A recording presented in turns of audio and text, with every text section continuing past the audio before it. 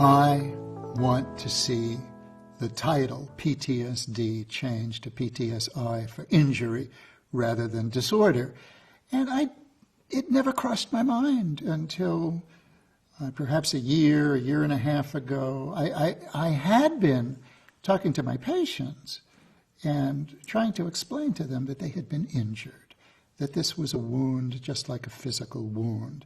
And it fit into the way I liked to frame what happened. It seemed to help them have a little more dignity and pride rather than feeling that somehow they were deranged and disturbed and psychotic and crazy.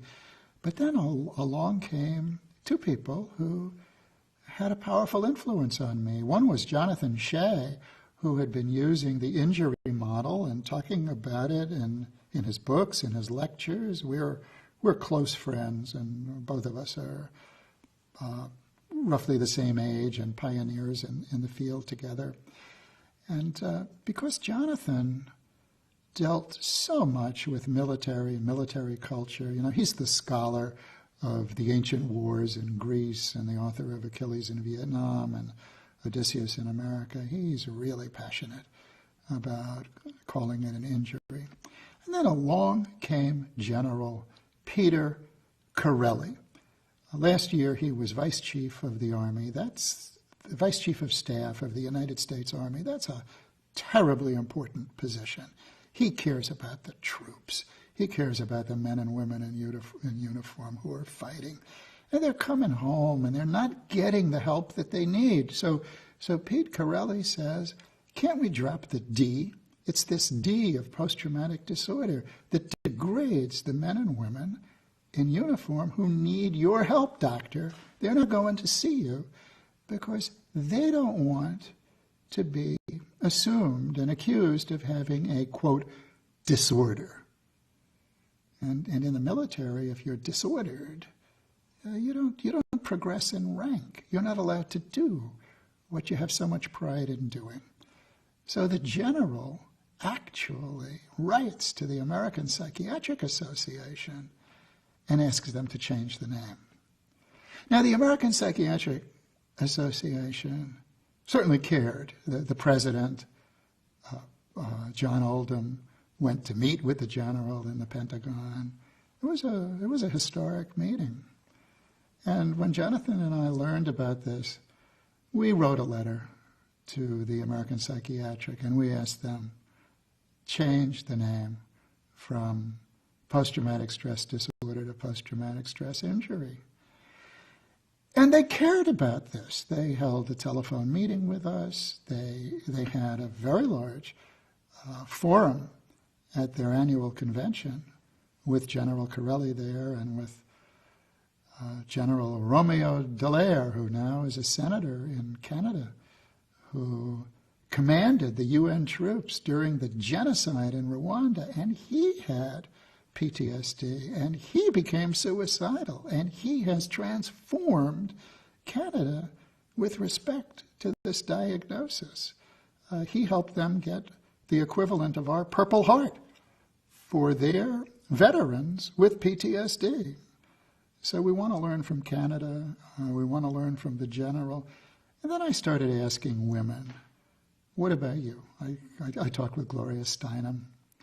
I talked with leaders of women's groups. And I said, of course we'd want it called an injury rather than a disorder. Who wants to be battered or raped and then told, you are disordered? Yeah, we're injured.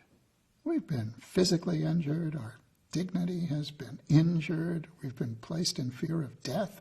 We have flashbacks. Yes, we would like the honor that comes with an injury rather than the stigma that comes with disorder. So I firmly believe that what happens with the post-traumatic stress condition is an injury. Injury is accurate, and injury is a more honorable term. We should change it. We should change it now. It doesn't matter how you got your PTSD, and this is important because the chair of the committee that has the power to rename this condition feels that the general only wanted it changed for military, and that would be a step backward, because in creating the PTSD concept, we found a general concept that works for women who were raped, for men and women who go through terrible car crashes where there could be a dead body, for survivors of hurricanes, and for military veterans. It's good to have this one common construct. But the general has changed his mind. The general says, no, call it injury for everybody. He recognizes that this condition pertains to women who were assaulted and accident survivors. So we're all together on this. We don't want it just for the military. We want it for everybody.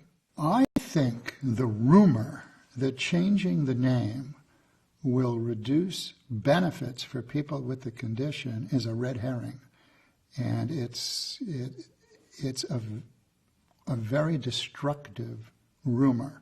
The fact is, in going from the current manual, DSM-4, to DSM-5, the actual definition of PTSD will be changed. It's already in near final form, changing the markers.